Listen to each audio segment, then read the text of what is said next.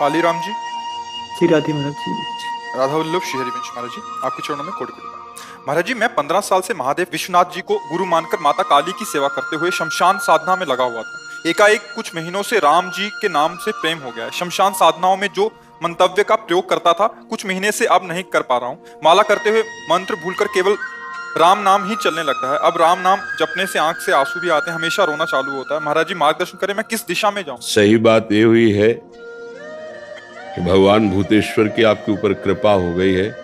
जो राम राम तुम्हारे को जपने की रुचि हो गई। बहुत कृपालु हैं भगवान शंकर। जा पर कृपा न करें पुरारी, सो न पाओ मुनि भगत हमारी। परम कृपालु भगवान शिव आप पर बरस रहे हैं। आप जो हृदय में आया उसी में चल दीजिए। कोई प्रश्न नहीं, इस पर कोई विचार नहीं। अपने आराध्य प्रदत्त मार्ग पर विचार नहीं किया जाता है, चल दिया जाता है। ये प्रभु ने आपको चलने का अवसर दे दिया है। तो चिता भस्मा लेपो गरल मसनम दिक्पट धरो, जटाधारी कंठे भुजगपतिहारी, पशुपति कपाली भूतेशो तो भजति। अगर उनका भजन जगदीश ही का पदवी, ये जगदीश की पदवी प्रदान करते हैं। जब भगवान शिव प्रसन्न होते हैं तो ये प्रदान कर देते हैं। भगवान अयोध्या वासियों से कहते हैं, औरो एक गुप्त मत सबई कहों कर जोर, शंकर भजन बिना नर भगत न पावे मोर। महादेव प्रसन्न हुए, अब ये मार्ग दे दिया। अब बहुत सावधानी से चलो। महाराज जी, जैसे जब नाम जब मिला तो हम शमशान साधना करके परेशान हो गए थे किसी तनाव से। महाकाली देखो, एक हम आपको बात बता रहे हैं। भगवान भूतेश्वर को प्रसन्न करने के लिए मार्ग हैं, जैसे अघोर मंत्र है, अघोर पंथ है, बहुत से मार्ग हैं। हमारे भगवान का एक स्वभाव है, ये था माम प्रपद्यन्ते तास तत्वी भजाम में हम। अगर आप उनको अघोर रूप से देखोगे वैसा आपको अनुभव करा देंगे। वो भूत रूप से देखोगे, भूत रूप से आपको दिखा देंगे। मंत्र सिद्ध करके वासनाओं की कामनाओं की पूर्ति के लिए सिद्ध बनकर पूजने लगोगे, लेकिन भगवत साक्षात्कार नहीं होगा। आज शिव जी की कृपा हुई कि आप भटकने से बच गए और मार्ग आपको मिल गया। इसलिए सौम्य और शांत और पवित्र आहार करते हुए दैन्य भाव से चलोगे तो जीवन कृतार्थ हो जाएगा। हाँ, कब जैसे शिव उपासना में है, जो संभल नहीं पाते हैं तो फिर वो गलत मार्ग का अवलंबन ले लेते हैं, क्योंकि हम काशी में ही रहे, घाटों में ही रहे और उन्हीं के उपासक रहे हैं। फिर वो इसीलिए तो हम आपके पास आए। हाँ, वो अन्य जो नहीं पाना चाहिए वो पाने लगते हैं, जो नहीं पीना चाहिए वो पीने लगते हैं और कहते हैं भगवान शिव हलाहल विष समस्त देवता और भगवान की प्रार्थना स्वीकार की। जिस समय समुद्र मंथन हुआ तो समुद्र मंथन से सबसे पहले हलाहल विष निकला, जो पूरे विश्व को भस्म कर देता। तो स्वयं अजित भगवान श्री हरि समस्त देवता दैत्य भगवान शिव के शरण में गए और जब वंदना की और कहा, प्रभु रक्षा करो इस जगत की, क्योंकि आप ही कर सकते हो रक्षा।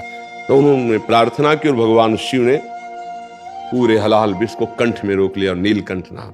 वो कोई नशा थोड़ी करते हैं यार। महाराज जी, ऐसा कोई अगुरबु हुआ नहीं। हम नशा तो कभी नहीं किए। अज्ञानतावश जैसे मांस का सेवन हो रहा था, महाकाली के आदेश से जब राम नाम का आदेश हुआ, जैसे महाराज जी नाम में मिला था, परेशान होकर महाकाली के मंदिर में बैठे हुए। हाँ, इसमें हमको देखो, हमारी प्रार्थना है, कहीं हमको शैव उपासना में मांस भक्षण का कहीं भी आदेश नहीं हुआ। कहीं भी किसी शास्त्र में आदेश नहीं है। आप ये कहीं किसी गलत सलाह में या अपने मन की सलाह में फंस गए नहीं। आजीवन बचपन से लेकर के अभी तक, मतलब महाराज जी उसका वही संकल्प लेके परित्याग कर दिया। काफी समय हो गया। अब कभी नहीं। क्या सामने माँ काली के आदेश से छोड़ दिया? अब कभी महाकाली के आदेश से हमने ऐसा किया। इससे अनुभव हुआ परेशानियों से।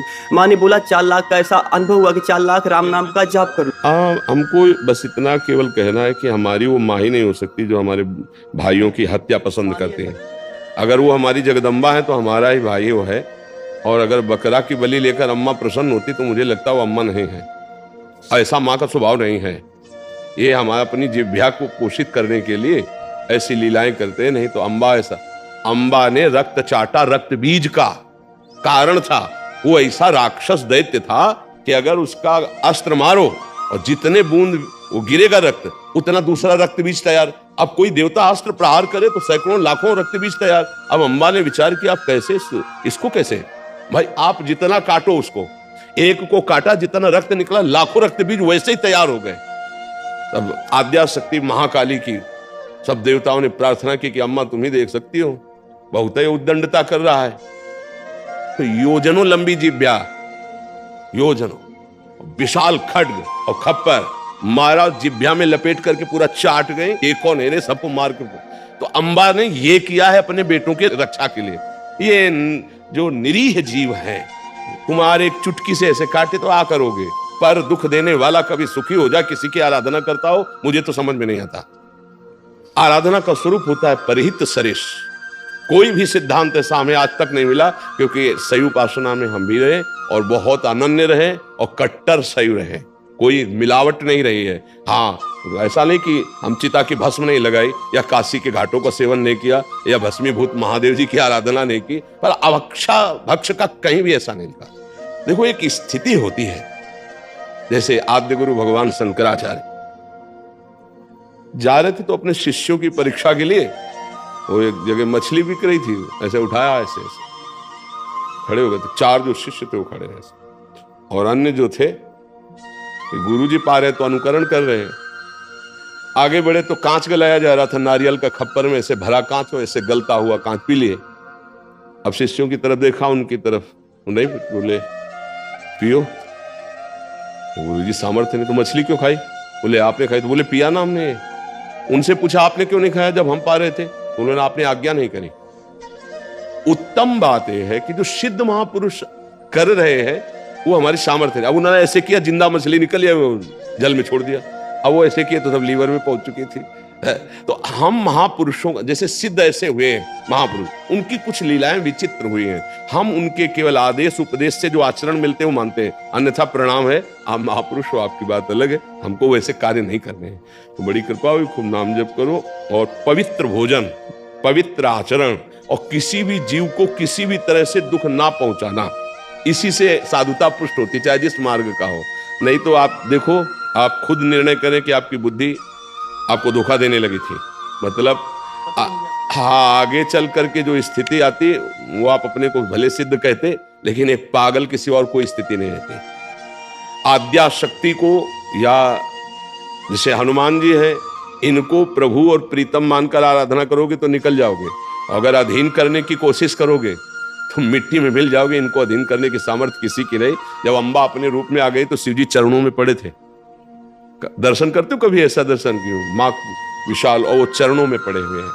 आद्या शक्ति है, कभी कोई जैसे ऐसे नहीं कि हम दैवी शक्ति को सिद्ध, वो बहुत, इसलिए नाम जप करे। बड़ी कृपा है कि आपको राम राम का मार्ग मिल गया, खूब नाम जप करो। कोई कुछ चलता ही नहीं महाराज इनके अलावा। हाँ, बस शांत और किसी से कहिएगा भी नहीं, क्योंकि फिर अंतर ध्यान हो जाता है। अगर हम कहते हैं हमारा भजन बहुत दिव्य चल रहा है, निरंतर चल रहा है, वो रुक जाएगा।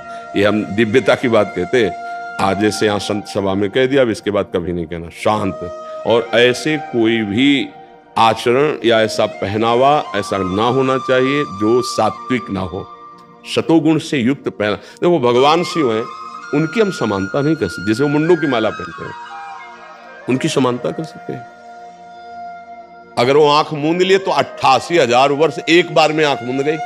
शंकर सहज स्वरूप संभारा लाग समाज। 88,000 वर्ष अपनी आयु कितनी है?